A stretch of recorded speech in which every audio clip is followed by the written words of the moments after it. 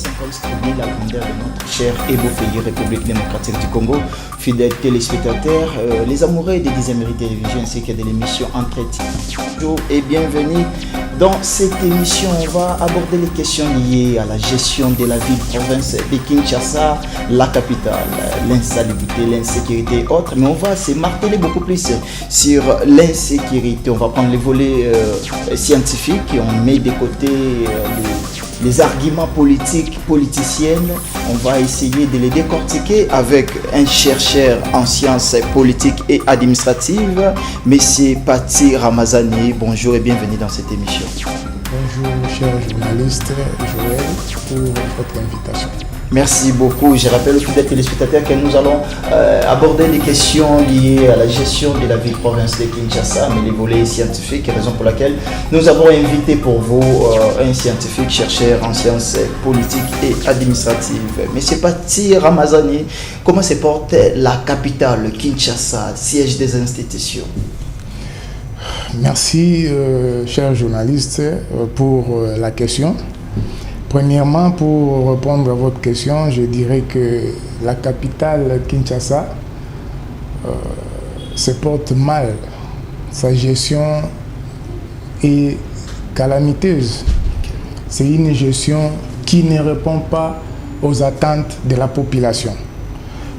Comme vous venez de le dire, j'espère qu'avant d'entrer dans le vif de toutes choses, oui, comme on parle de la capitale Kinshasa, oui, je vais d'abord faire circonscrire l'espace géographique de Kinshasa pour que les gens puissent comprendre qu'il s'agit de quel coin du monde ou du pays ou de l'Afrique nous sommes en train de parler. Comment est-ce que Kinshasa est situé sur le plan géographique et historique? Donc, Kinshasa est situé dans l'ouest de la RDC. C'est la capitale de la République démocratique du Congo. C'est un pays qui est dans le centre de l'Afrique. Kinshasa, c'est la troisième grande ville d'Afrique. Allez-y comprendre. Et la plus grande ville francophone au monde. Très bien. Kinshasa a 4 districts et 24 communes. Sa superficie est 9 965 km. 9 965 km. Okay. Donc, allez-y comprendre pourquoi aujourd'hui nous allons décortiquer pour savoir la gestion de Kinshasa, parce que c'est le siège même des institutions. Donc, nous voyons les institutions du pays. Il y en a nombreuses ici à Kinshasa. Alors, nous allons parler de Kinshasa aujourd'hui. Je suis à votre disposition. Voilà un peu une brève présentation par rapport à Kinshasa. Très bien, ça c'est une très belle introduction. Votre introduction a été vraiment magnifique, donnant déjà, à décortiquer déjà la grandeur, la superficie sur le plan géographique et historique de la ville-province de Kinshasa. Vous êtes d'abord chercheur en sciences politiques. La gestion de la ville, de l'entrée des G, vous avez dit que la gestion, elle est calamiteuse. Pourquoi que cette gestion est calamiteuse? Il y a des axes ou des points essentiels que vous pouvez soulever et démontrer à la face du monde que cette gestion de la ville, elle n'est pas bonne. Vous savez qu'aujourd'hui, la ville-province de Kinshasa est en train de faire face à plusieurs problèmes. Entre autres, nous avons les embouteillages, nous avons l'insalubrité et nous avons l'insécurité qui bat son record. C'est là où on va se marteler sur l'insécurité. Donc, la gestion même de la population dans sa façon de se comporter. Donc, il y a plusieurs choses. Chacun fait ce qu'il veut. Chacun veut être au-dessus de la loi. Et personne ne veut se soumettre à la loi. Donc, voilà pourquoi la capitale Kinshasa est gérée d'une façon calamiteuse. Il y a les autorités. Je ne serai pas politique parce que je ne viens pas critiquer qui que ce soit, mais je fais les analyses pour voir comment est-ce que Kinshasa est géré. Je salue en passant le gouverneur Daniel Bumba qui est en train de se battre tant soit peu pour essayer un peu d'éradiquer tous ces fléaux que je viens d'indiquer ici. Mais Kinshasa, on doit faire un effort pour arriver à résoudre tous ces problèmes afin que les paisibles citoyens quinois puissent vraiment vaguer, vivre paisiblement sur les territoires de la ville de Kinshasa. Très bien, avant d'entrer en détail en ce qui concerne l'axe sécuritaire, mais vous avez évoqué une chose importante ici, vous avez parlé de l'insalubrité et puis des embouteillages. En quelques lignes, qu'est-ce que vous pouvez dire par rapport aux embouteillages dans la ville de Kinshasa? Qu'est-ce qui est à la base de cet embouteillage? Vous êtes scientifique, je le rappelle. Oui, si on peut décortiquer en quelques lignes ou en quelques morceaux par rapport aux embouteillages, l'embouteillage, premièrement, d'abord, est dit aux routes. Nous n'avons plus de routes. Toutes les routes sont devenues quasiment impraticables. Aujourd'hui, on a lancé même des travaux dans d'autres directions des routes auxquelles ça bloque même les fonctionnements où les usagers devaient emprunter. Et ça cause encore des embouteillages. Ça, c'est premièrement. La réhabilitation, premièrement, la réhabilitation des routes cause des embouteillages. On a engagé la réhabilitation au même moment à plusieurs endroits. Très bien. Ça fait en sorte que ça puisse réduire la circulation. De deux, nous avons des routes qui mènent vers la centre-ville, les centres-villes plutôt. Il n'y a que des routes qui sont juste celles qui étaient laissées par les Belges. On n'a pas créé d'autres. Et ça, c'est premièrement. Deuxièmement, nous avons l'accroissement de la population. On n'a pas tenu compte à ça. Parce qu'aujourd'hui, nous n'avons pas la même population qui était au temps de Belges. Aujourd'hui, si nous pouvons estimer, Kinshasa, aujourd'hui, regorge au moins à peu près 20 millions d'habitants. Et ces 20 millions d'habitants, toujours dans cette agglomération que le Belge avait laissée. Une multiplication quadruple même. Voilà. Il n'y a pas de nouvelles cités. Et tout cela, c'est dit à ne pas viser une nouvelle politique d'aménagement. Parce que si nous sommes coincés tous au même endroit, nous serons étouffés. Il n'y aura pas ce qu'on appelle l'ouverture pour bien fonctionner. Il faut qu'il y ait une bonne politique d'aménagement qui fera en sorte que les cités, les centres de consommation plutôt, et les sièges des institutions soient délocalisés, qui permettra que le flux de fonctionnement soit dégagé. Mais lorsque ça reste ainsi, enclavé, nous avons toujours ces mêmes problèmes. Troisièmement, nous avons ce qu'on appelle, ce qu'on peut évoquer comme ce qu'on peut évoquer comme donc tout ce monde qui quitte le village pour venir ici. Donc le mot m'échappe, ça va venir. On appelle ça l'exode. Donc nous avons un problème d'exode. Tout le monde quitte le village. Tout le monde veut habiter Kinshasa. Voilà, il dit que et nous qui sommes des Kinois, nous voulons toujours habiter les centres-villes. Évidemment, on dit que c'est Kinshasa où il fait beau vivre. Et tout le monde quitte les villages, quitte les territoires, il quitte tout ça là pour venir à Kinshasa. Et l'exode fait maintenant accroître encore le nombre de la population. Est-ce que ça, ce n'est pas dit parce que nos provinces sont vraiment reculées. Parce que dans nos provinces, peut-être, il n'y a pas des infrastructures routières, il n'y a pas des administrations, la vie est trop difficile aux provinces, raison pour laquelle les gens font ce que vous appelez exode et viennent toujours ici à Kinshasa. Est-ce qu'il ne faut pas d'abord au préalable aménager nos provinces afin que ceux qui sont venus ici peuvent aussi retourner dans leur province, ou ceux qui sont là-bas n'avivent pas la vie province de Kinshasa? Évidemment, c'est ça même la cause, parce que comme les milieux ruraux ne sont pas développés, tout ce monde-là veut toujours quitter pour venir à Kinshasa, parce que c'est à Kinshasa où il y a tout. Or, il y a une politique que le chef de l'État, que je salue, c'était un projet salvateur de PDL 145 territoires. C'est un projet qui, aujourd'hui, si on met ça en pratique et qu'on suit de près, ça va faire en sorte que les systèmes d'exode puissent terminer. Parce que lorsque tous ces recoins, les territoires et autres seront développés, chacun va rester là où il est pour travailler et pour développer ces coins à davantage et vous verrez que Kinshasa sera essoufflé. Mais lorsque ce programme-là de PDL 145 n'est pas encore effectif, donc ça serait toujours un problème pour Kinshasa parce que tout le monde va commencer à venir à Kinshasa. Et là, en passant, je suis en train peut-être de dire ou de donner comme conseil une suggestion au ministre, à notre ministre de plan, parce que c'est lui qui chapeaute ce programme-là, vraiment de faire une mise en œuvre qui serait expéditive pour permettre que ce programme soit effectif. Une bonne suivi aussi des travaux des PDL 145 territoires. Surtout ça, parce que nous connaissons ce qui se passe réellement dans notre pays. On peut dire on a lancé les travaux ici. Après, à un moment donné, les travaux n'avancent plus, c'est arrêté et tout consort. Donc, les suivis aussi, c'est quelque chose qui est aussi à mettre pour permettre que ces projets-là soient vraiment effectifs, pour permettre les désengorgements de Kinshasa, afin qu'on puisse terminer avec ce système-là d'exode rural. Voilà un peu ce que je peux donner ou dire par rapport à ce qui est l'étouffement qui est en train de faire que Kinshasa ne puisse pas être vraiment relaxé. Très bien. Pour que Kinshasa ne puisse pas être relaxé, c'est ce qu'a dit Pati Ramazani, notre invité, il est chercheur en sciences politiques. Vous avez épinglé aussi dans votre introduction l'insalubrité avant de prendre notre sujet de base qui est l'insécurité.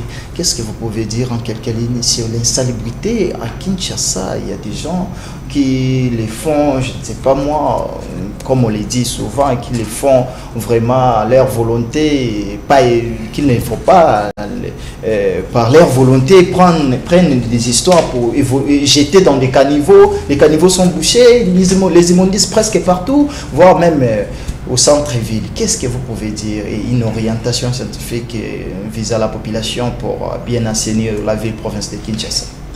Oui, merci pour cette question par rapport à l'insalubrité. Je vois le gouverneur Daniel Bumba est en train de se bousculer ça et là pour permettre toujours à faire terminer cette histoire-là de la saleté au niveau de la ville-province de Kinshasa parce qu'il suit les instructions du président de la République par rapport à sa vision. Mais le problème qui est là, c'est le suivi. Le suivi n'est pas vraiment tel qu'il devait être. Parce que vous allez voir, lorsqu'on fait des tirages, on fait sortir tout ce qui est comme les ordures, des bouts qui drainaient dans les caniveaux. Il n'y a pas l'évacuation pour aller les jeter à un endroit approprié. Et après un moment donné, lorsqu'il y aura la pluie, tout là va encore rentrer. Ça c'est le partenariat qu'on est en train de signer. Je ne sais pas, tous ces ONG et autres... On voit les Chinois, les Libanais qui viennent avec leurs entreprises. Il faut qu'il y ait vraiment un bon suivi et l'autorité doit avoir vraiment ce qu'on appelle la rigueur pour permettre à ce que le travail soit bien fait.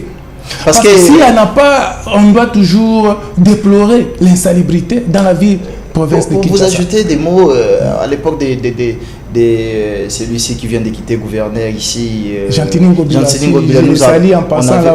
On avait Kinshasa Bopeto actuellement avec Daniel Bumba, Kinshasa Zobonga, tout ça. Tous ces projets, ça produit absolument presque rien parce qu'on voit les immondices continuer. On n'est pas rentré jusqu'à l'époque des le problème de notre vieux Kimbuta. Kimbuta, voilà. Le problème n'est pas le concept. Le problème n'est pas le slogan. Mais le problème, c'est le travail sur terrain. Le problème, c'est la pratique. Comment est-ce que ces pratiques-là sont en train de se faire? Et comment est-ce que le suivi est en train d'être fait? Parce qu'on peut changer de concept à concept.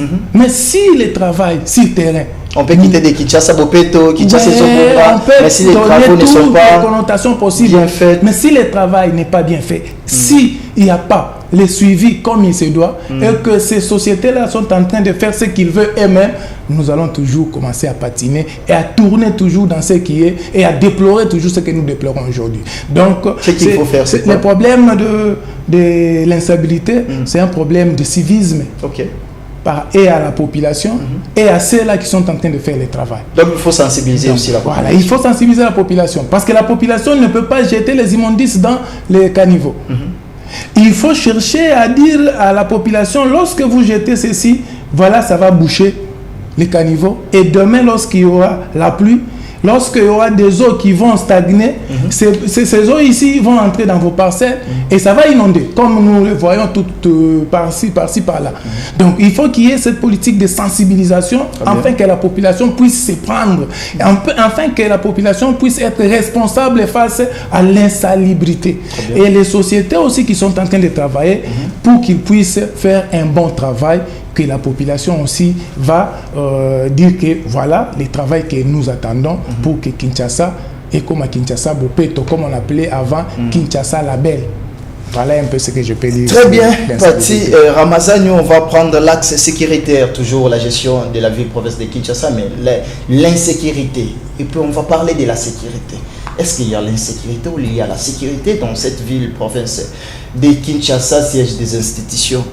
Si nous sommes à l'insécurité, la faute revient à qui? Merci beaucoup pour avoir abordé cette question de l'insécurité dans la ville-province de Kinshasa. Je pense que lorsque nous allons parler ou nous allons aborder de l'insécurité pour la ville-province de Kinshasa, cela va nous amener quand même à une idée pour voir comment est-ce que toute la République est gérée par rapport à l'insécurité. Lorsqu'on voit direct, premièrement d'abord le centre-ville. Voilà, par rapport à cette gestion qui est faite au niveau de Kinshasa, et nous allons... Ça nous donne l'image de toute la République. Voilà. Parce que c'est Kinshasa qui est la capitale. Très bien. C'est Kinshasa le siège des institutions. Mais lorsqu'à Kinshasa, l'insécurité bat son record, donc c'est-à-dire que dans des provinces et d'autres coins reculés, allez-y comprendre comment est-ce qu'ils vont sentir cela. Donc, pour aborder ce sujet, je m'en vais d'abord présenter un aspect qui va parler de la sécurité pour en arriver à l'insécurité. Parce qu'on aborde l'insécurité. Mais l'insécurité, avant qu'il y ait l'insécurité, il faut qu'il y ait l'aspect sécurité. C'est quoi l'aspect sécurité? Donc, l'aspect sécurité n'est rien d'autre que la sécurité est un état dans lequel une personne, un bien ou une entité n'est pas exposée à aucun danger, risque ou menace. C'est un bien fondamental, un processus continu de protection. Allez-y comprendre. Ça, c'est la sécurité. Ça, c'est la sécurité. Donc, c'est-à-dire que partant seulement de la sécurité, on dit on ne peut pas être exposé aux menaces. J'ai beaucoup aimé un processus continu. Voilà. Donc, ce processus-là est continu. On ne va pas s'arrêter. Si aujourd'hui, on a arrêté les personnes parce qu'ils ont volé, on ne peut pas croiser les bras.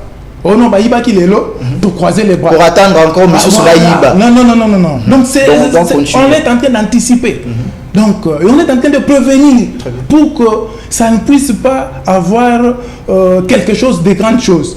Donc maintenant, si on peut parler de la sécurité d'une ville, comment est-ce que cette sécurité est composée?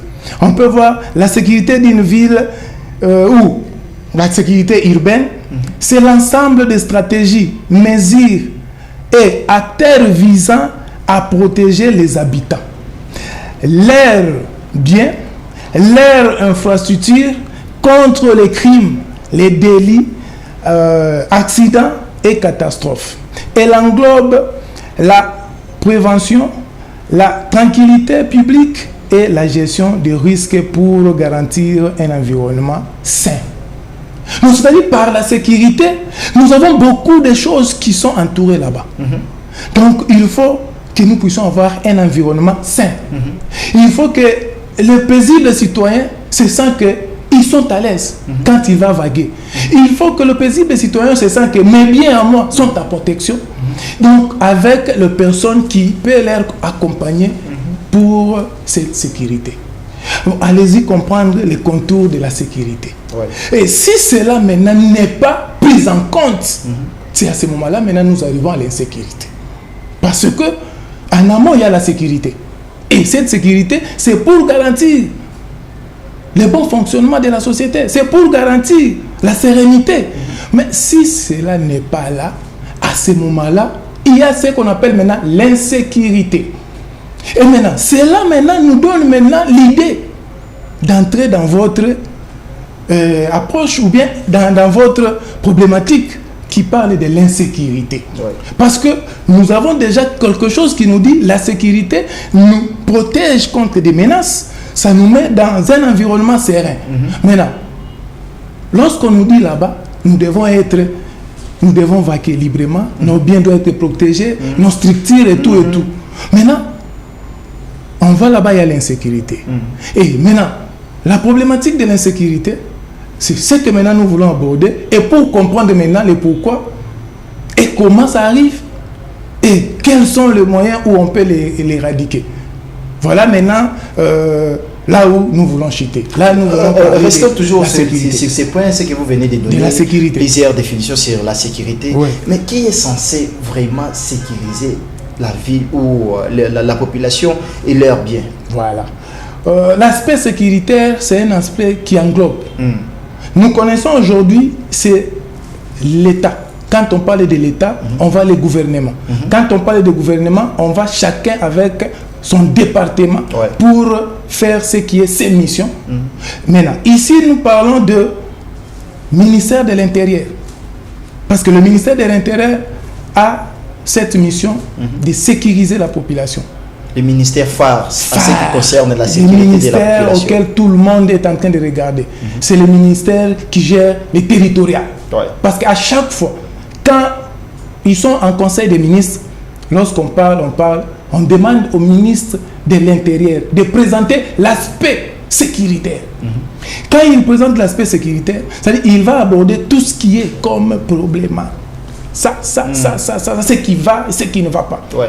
Et allez-y comprendre la grandeur de ces ministères-là. Donc, on ne peut pas les gérer avec beaucoup de facilité, on ne peut pas les gérer avec beaucoup de sentiments, mais il faut être...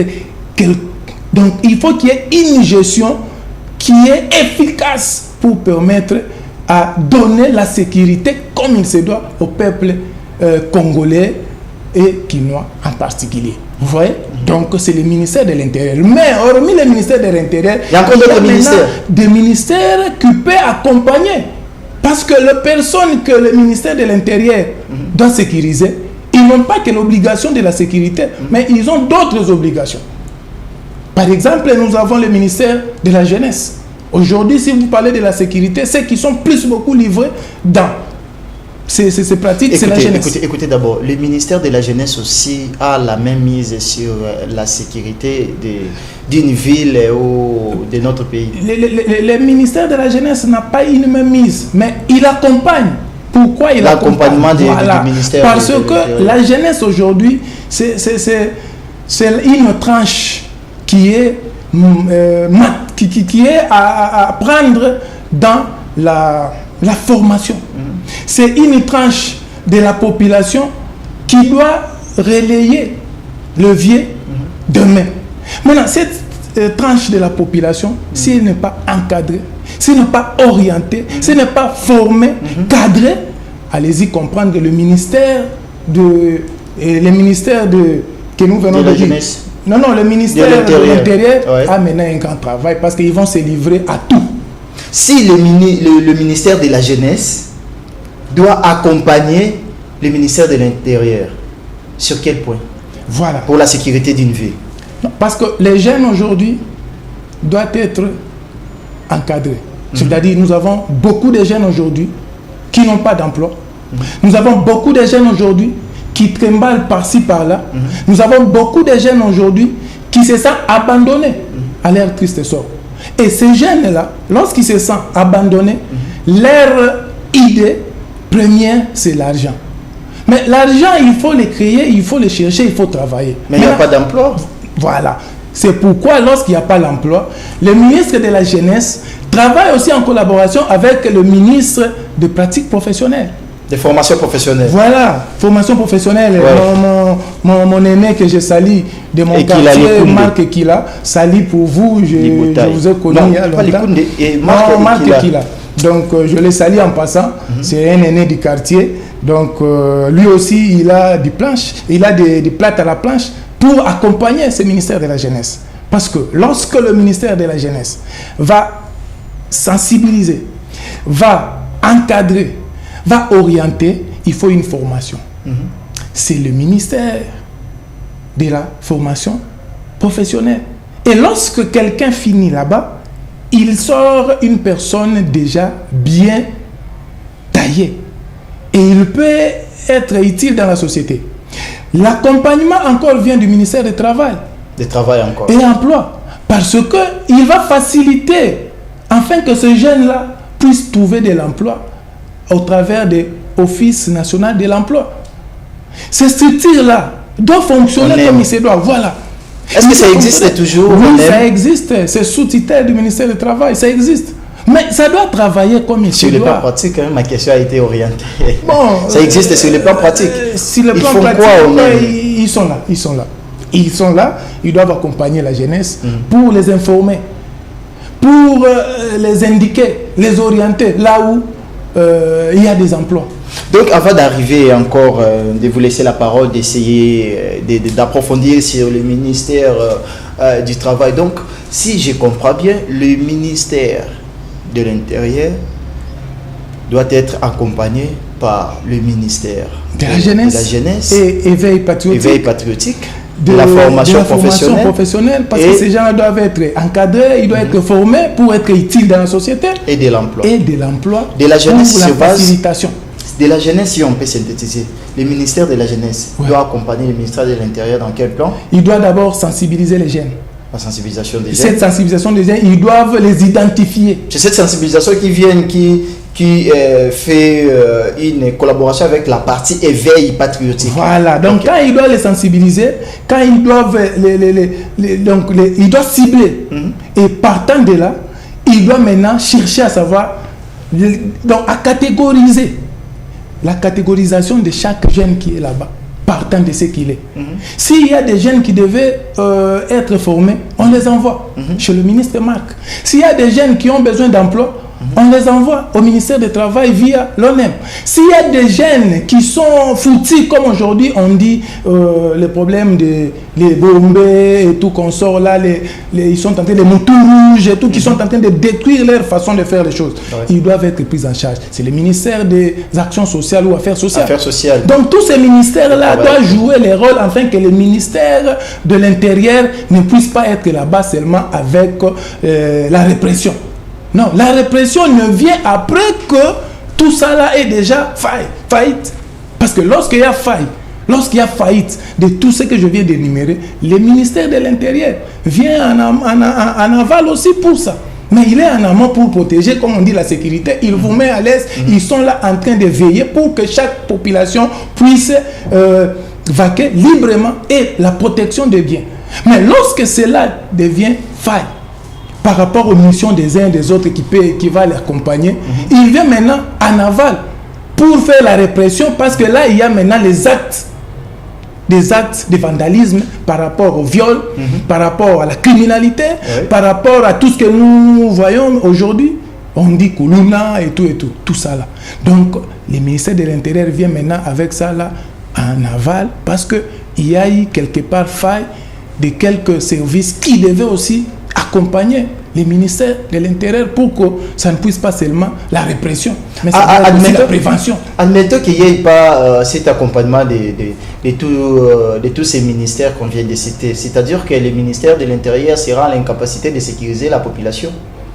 S'il n'est pas accompagné par le ministère de la Jeunesse, formation professionnelle, travail, affaires sociales. Donc, le ministère de l'Intérieur ne sera pas dans l'incapacité, mais le ministère de l'Intérieur aura maintenant un travail qui sera un travail maintenant de répression. Or, on dit dans la sécurité, il n'y a pas seulement la répression, il y a aussi la prévention.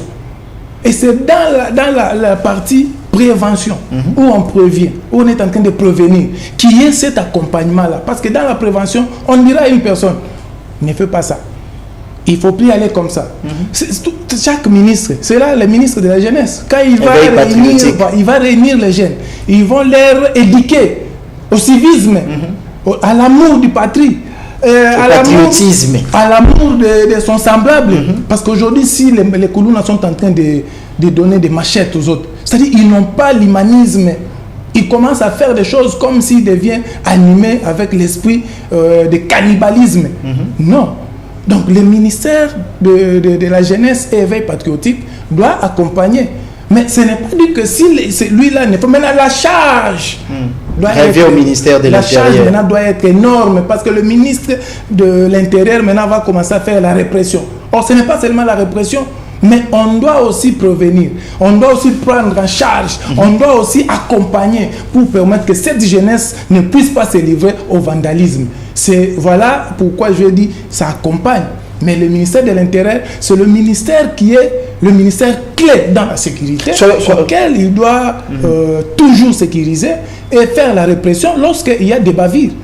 Soyons un peu pratiques parce que nous citons tant des ministères, intérieur, jeunesse, affaires sociales, formation professionnelle. Si on peut ouvrir une parenthèse en une seconde, le ministère de l'Intérieur et sécurité, comment vous jugez ça, la gestion de ces ministères à la personne de Jacques Chaban? Comment est-ce qu'il gère sur le plan sécuritaire, parce que la question est basée sur le plan sécuritaire. On parle aujourd'hui sur le plan général de la République.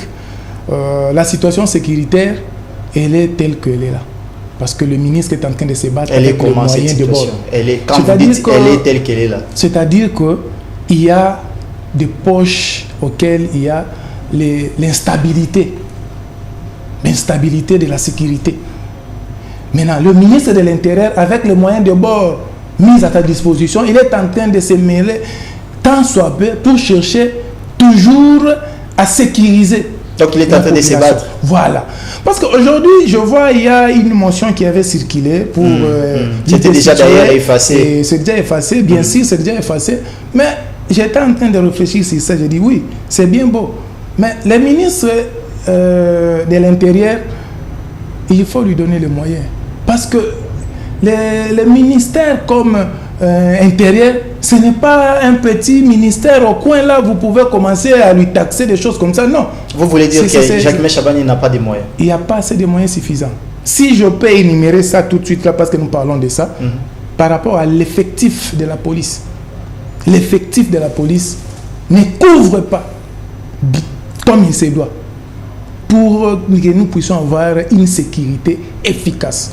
J'ai pris un exemple quelque part là, c'était je pris la commune de Selembao. Je peux donner l'exemple. La commune de Selembao regorge au moins 767 000 habitants. La commune de Selembao regorge 767 000 habitants. Ok. Mais avec 213 policiers. Allez-y comprendre. Comment est-ce que les 213 policiers peuvent faire face à 767 000 personnes? Donc c'est là le faille numéro 1. C'est l'effectif de cette insécurité. L'effectif compte. Parce que cet effectif doit faire la couverture de l'ensemble de la population. Lorsqu'il y a un problème, on doit envoyer. Il arrive des fois, vous arrivez quelque part, on appelle, oh non, non, ici nous sommes attaqués. Nous sommes cadets. Voilà la réponse. Il y a le commandant qui est là, moi je suis le commandant de tel sous-siat, mais ici, je n'ai que des éléments. On n'a pas d'armes, il n'y a pas donc, de la munitions. population est laissée à l'air triste. Sort. Donc, on doit penser à cet effectif. Donc, c'est-à-dire, on doit ajouter. Deuxièmement, on doit, donc, la mobilité. Donc, on doit donner des engins qui sont adaptables au milieu auquel la police va faire face. Nous avons d'autres milieux auxquels la police ne peut même pas entrer. Nous prenons seulement, je prends des Selembao, les Bumboula, il y a des endroits auxquels, du côté des Massina, là, on appelle ça les terres jaunes et tout. Il y a de l'insécurité auxquelles ces gangsters-là, ils sont en train de faire la loi là-bas. Parce que Il n'y a pas les engins qui peuvent accompagner la police là-bas pour que qui est adapté. Non, il n'y en a pas. Et la police maintenant est en train de craindre aussi parce que ce sont les humains. Un policier n'est pas un robot ou bien intelligence artificielle où il arrive, il commence à commander tout. Non, non, il est humain, il a aussi une vie. Mais s'il arrive là-bas et qu'il n'a pas un moyen de protection, que ce soit logistique ou quoi que ce soit, il va y laisser la peau. Nous voyons ça dans les réseaux sociaux. Si nous parlons sur le plan effectif de la police, est-ce que le mode de recrutement, est-ce que les policiers sont bien payés? Parce que si les policiers étaient bien payés, peut-être la population, les Congolais, préféreraient d'intégrer la police que de rester à la maison. Tout ça là, ce sont des problèmes auxquels le ministre de l'Intérieur fait face. Pourquoi? Parce qu'il va présenter ce qui est les déshydratats liés à son département. Vous savez que les problèmes s'empirent par rapport à ses prédécesseurs. Non, lors de sa gestion, les problèmes s'empirent, l'insécurité grandit du jour au lendemain. C'est ce que je suis en train de dire. Si aujourd'hui, peut-être il est en train de faire tant soit peu pour régler la situation ou chercher à stabiliser, peut-être, c'est parce que ce manque de moyens-là, que ce soit sur la formation même de policiers. Vous allez voir, il y a d'autres policiers qui ne sont pas formés. Ce sont des policiers qui ne sont pas des professionnels. Ils arrivent là-bas, ils commencent à rançonner les gens, ils commencent à faire de n'importe quoi. Donc tout ça là, ça compte. Parce qu'il ne s'agit pas seulement de recruter. Mais on doit former. On doit avoir un élément de la police bien ordonné. Et quand il descend, il fait un travail auquel la population n'aura pas ou n'auront pas peur. Parce qu'aujourd'hui, on dit la police... Même la population commence à avoir peur même de la police aussi. Pourquoi? Parce que quand la police vient là-bas, il n'est pas professionnel. Il vient pour chercher à trouver la solution. Lui aussi, il devient un problème. Parce qu'il va vous voler l'argent, il va prendre vos téléphones, et ainsi de suite. À ce moment-là, ça devient encore d'autres problèmes. Donc tout ça là, le ministre de l'Intérieur est en train de faire face lui-même. Parce que il faut qu'on mette des moyens à sa disposition.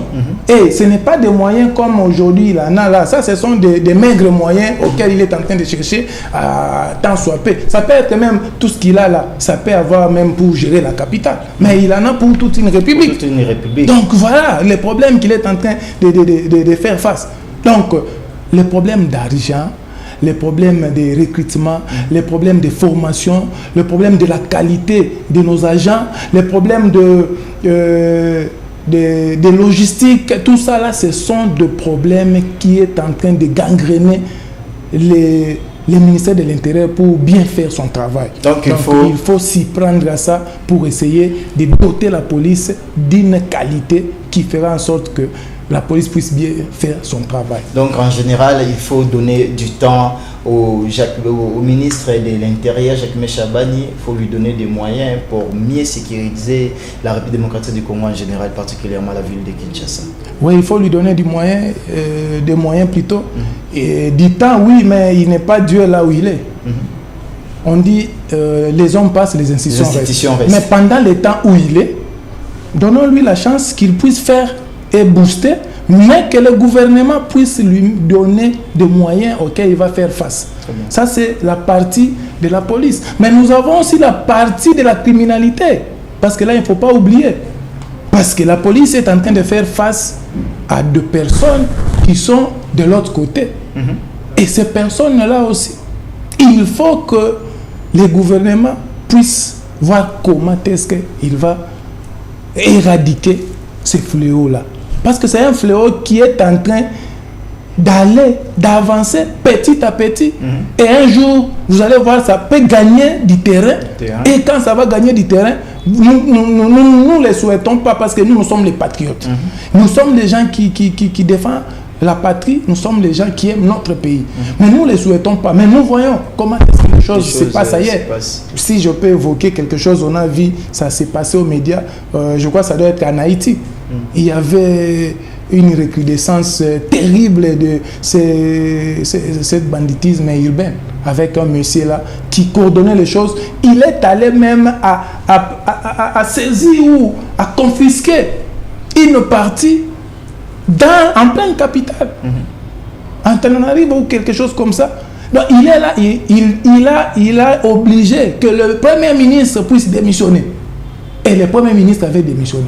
Et aujourd'hui, je ne sais pas la situation, si elle est à quel niveau. Donc allez-y comprendre. C'est pourquoi aussi nous sommes en train de dire qu'il faut qu'on fasse des choses auxquelles on doit éradiquer ces bandes de voyous criminels qui se disent Koulouna ou quoi que ce soit, parce que la population est en train de vivre des cauchemars.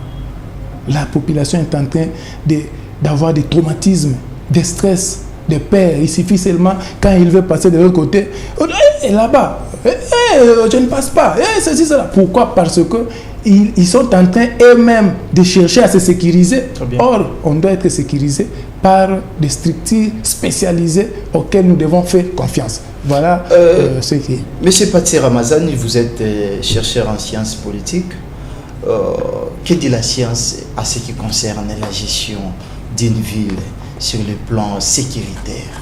Que dit la science, étant que chercheur en sciences politiques? La science, comme vous venez de le dire, c'est la science qui donne des résolutions. Parce que la science, c'est raisonner. La science, c'est chercher à donner des solutions aux problèmes de la société. Très bien. Lorsqu'il y a des problèmes auxquels la société fait face, on interroge les scientifiques. Et les scientifiques viennent, ils donnent leur apport, ils donnent leur vision. Je vois à chaque fois mon aîné que je salue en passant, le professeur Pasteur Godempoy.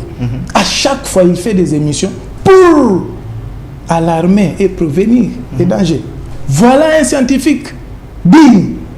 Je l'ai toujours apprécié quand il passe à la télé. Il n'est pas tendancier. Oh, je suis de l'autre côté. Ou, non, non. Il est vraiment objectif quand il passe là-bas. Et c'est ça la place de la science. La place de la science, donc, c'est pour chercher à donner des résolutions à des problèmes de la société, comme maintenant là. Donc, nous devons nous mettre, réfléchir et voir quelles sont les résolutions qu'on peut donner pour que notre ministre ou notre gouverneur puisse avoir pour éradiquer l'insécurité. Je sais que vous êtes en train de réfléchir en écrivant des ouvrages et des articles scientifiques à ce qui concerne la sécurité. Mais actuellement, qu'est-ce que les téléspectateurs peuvent savoir ou retenir, comme nous avons réussi un scientifique à ce qui concerne l'insécurité dans la ville-province de Kinshasa, une gestion et votre réflexion scientifique en fait? Oui, si je peux parler par rapport à une réflexion scientifique, je peux juste commencer à énumérer quelques éléments que j'ai avec moi ici. Ouais. Donc, je peux les regrouper en trois parties. Premièrement, je peux parler, c'est quoi d'abord l'insécurité en question. Deuxièmement, la cause de l'insécurité urbaine. Troisièmement, je veux parler de la conséquence de l'insécurité. Et à la fin, nous allons voir les pistes de solutions. C'est là où moi je vais à voir quels sont les éléments. Les pistes des solutions, parce que vous avez pris le temps de consulter des ouvrages, de lire de part et d'autre, et tant que scientifique, vous êtes censé de nous donner des pistes et des solutions à ce qui concerne l'insécurité dans la ville-province de Kinshasa. Nous chitons déjà. Nous sommes déjà à la fin. Voilà, les pistes des solutions, allez-y. Les temps nous fait défaut. Allez-y. Bon, si c'est pour les pistes des solutions, premièrement d'abord, nous devons faire un bon aménagement du territoire. Un bon aménagement du territoire. Avec un système bien urbanisé. Pour éviter des coins isolés et permettre à la police de bien faire son travail ou de bien opérer. Un petit commentaire. Pourquoi? Parce que lorsque vous n'êtes pas dans un endroit bien aménagé, vous êtes exposé au danger et à l'insécurité. Je prends un exemple. Vous voyez tous ces mondes-là qui sont dans les avenues Tchachi, Kombe, tout consort. On ne parle pas là-bas de dire qu'il y a eu ceci, cela, il y a eu braquage et tout consort. Mais ça arrive des fois. Hein? Non, ça, ce sont des cas isolés. Les cas isolés... Parce qu'on avait vu dans des images les mois passés où il y avait des Koulouna en machette, en pleine capitale de la ville, en pleine capitale de Kinshasa, en pleine centre-ville, vraiment à Gombe. Je n'aime pas entrer dans ce sujet-là parce que ça, c'est un sujet politique. Nous parlons de l'insécurité. Comme nous parlons de l'insécurité, ça c'est quelque chose qui était bien entretenu, mais je passe par là. Mais je dis, l'aménagement là permettra en sorte que les milieux soient viables, auxquels personne ne peut. Parce que pour faire le mal, il faut se cacher. Mais les milieux qui sont bien aménagés, qui sont bien urbanisés, tout le monde te voit. Tu ne peux pas faire du mal. Ça c'est de 1. De 2. Rapidement, nous sommes à la fin. La police doit avoir des équipements qui lui permettra d'intervenir à vite fait lorsqu'il y a un problème quelque part. Donc, tout ça là, ça fait, donc, comme on appelle la modernisation de la police pour permettre à faire son travail. Et troisièmement, l'implication et l'accompagnement de ces ministères que j'ai cités ici. Le ministère de la Jeunesse et Éveil Patriotique, le ministère de l'Action Sociale ou Affaires Sociales, quelque chose comme ça.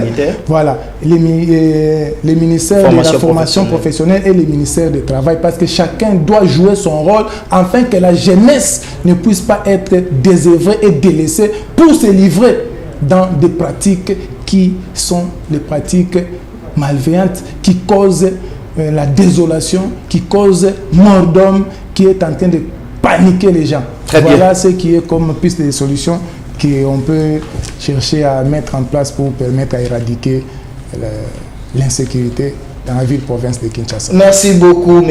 Pati Ramazani. C'est parce que nous sommes en direct. Nous sommes suivis. Je vais vous revenir pour vous donner votre mot de la fin.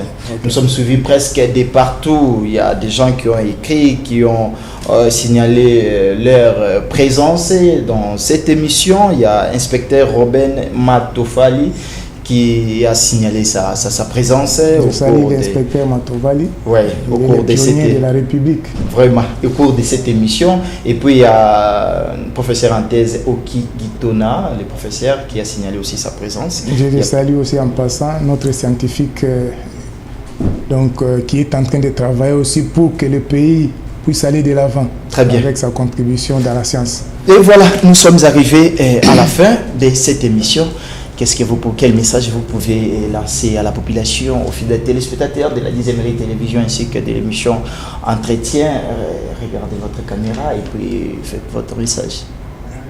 Premièrement, je dirais merci à 10e télévision pour l'invitation, afin que je puisse parler sur l'insécurité. C'est pour une première fois, mais ce n'est pas pour une dernière. Évidemment, je l'espère. Deuxièmement, je veux interpeller les autorités pour leur travail, parce que c'est un travail qui ne doit pas relâcher. La vie est précieuse, comme la Bible nous le dit.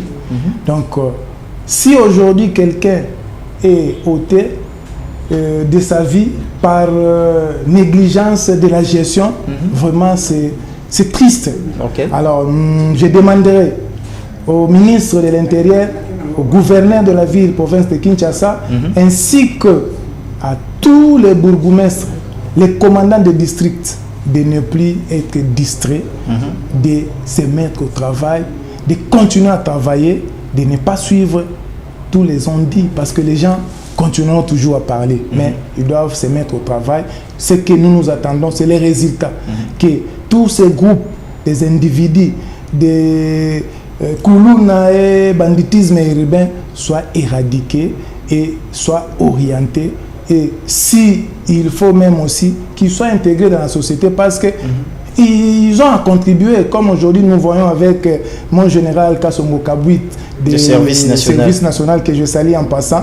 Il a fait un travail louable. Il continue à faire un très bon travail. Voilà. Donc c'est ce que je vais demander à tous ceux-là qui s'occupent de la sécurité et les autorités politico-administratives de continuer toujours à travailler. Comme on a dit ici, le problème de la sécurité, c'est continuité. Ça ne s'arrête pas. C'est une protection continue. Pour chaque jour, on doit toujours y veiller, y travailler. Merci. Très bien. Merci beaucoup, Pati Ramazani, chercheur en sciences politiques et administratives de la République démocratique du Congo, de répondre à notre invitation de cet après-midi. Merci les journalistes. Merci et à vous, fidèles téléspectateurs. Je signale qu'aujourd'hui, nous sommes le 7 mai. C'est la date, c'est les jours où la date d'anniversaire de l'honorable Evo Loko dit Debabor. Joyeux anniversaire à vous, l'honorable Evo Loko Debabor. Nous sommes arrivés à la fin. On se retrouve très prochainement, Pati Ramazani, fidèles téléspectateurs, avec un nouveau invité. Merci à vous, merci aux fidèles téléspectateurs, merci à toute l'équipe des 10e Mérite Télévision ainsi que l'équipe particulièrement de l'émission Entretien. Au revoir.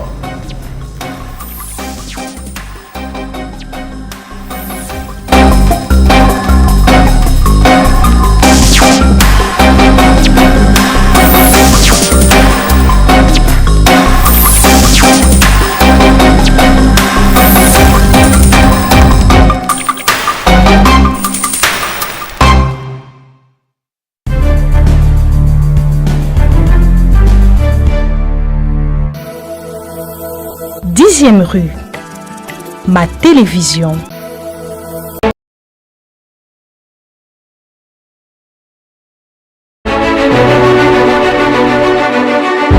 Engagé dans la lutte contre la corruption et le contrôle des biens et services publics en République démocratique du Congo, l'Inspection générale des finances, IGF, a intensifié ses actions en ce premier trimestre de l'année 2026 pour une mobilisation optimale des finances publiques.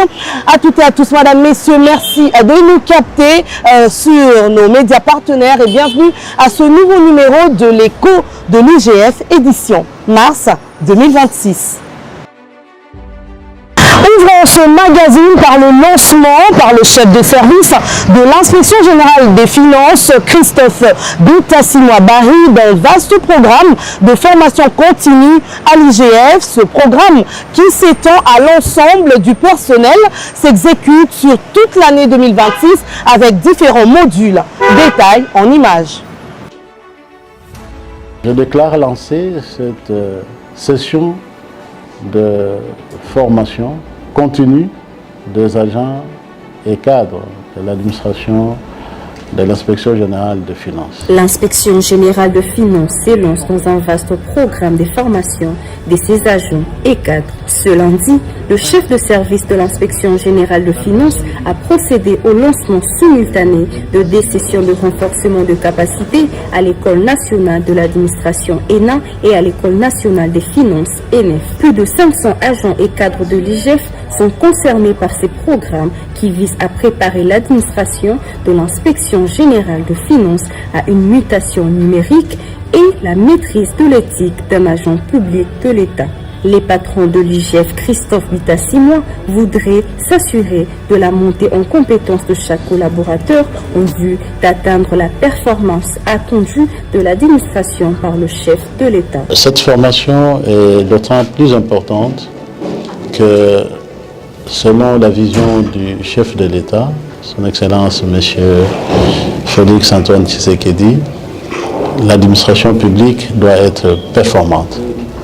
Elle est l'épine dorsale d'un État que nous voulons performant et qui dit administration dit d'abord ses acteurs. Ce sont les fonctionnaires qui sont les gens qui agissent au nom de l'État. L'État ne sera performant que si ses agents sont performants. Les partenaires étatiques de l'Inspection générale des finances sont conscients du challenge qui les attend, comme l'ont relevé tour à tour les directeurs généraux de l'ENA et de l'ENEF. Nous allons mettre en œuvre notre ingénierie pédagogique pour garantir une formation de qualité. Nous pensons que je l'ai dit dans mon discours que